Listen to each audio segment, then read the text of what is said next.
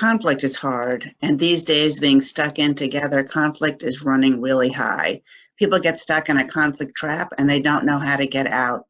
I'm Catherine Miller. I'm the founder of the Miller Law Group and the host of the podcast Divorce Dialogues, and I'm on a mission to change how people divorce and help them divorce with dignity.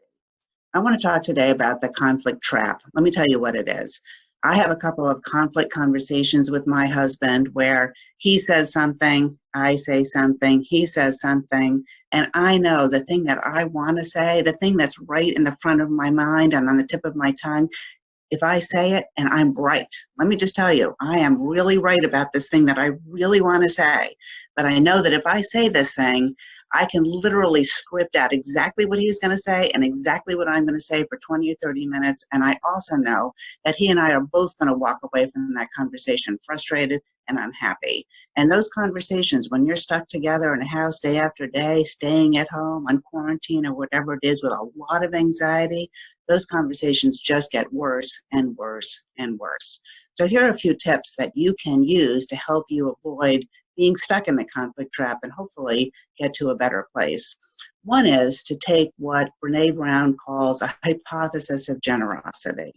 In my experience working with divorcing couples over 30 years, I have learned that the thing that mostly leads to divorce, the biggest cause for divorce, is a breakdown in a communication.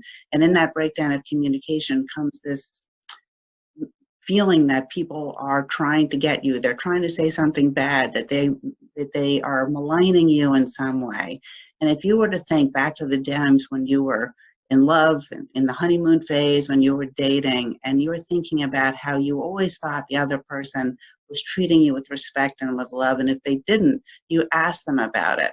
So treat each other with a hypothesis of generosity as if they're coming and talking to you with love, even if it doesn't seem like that in the moment.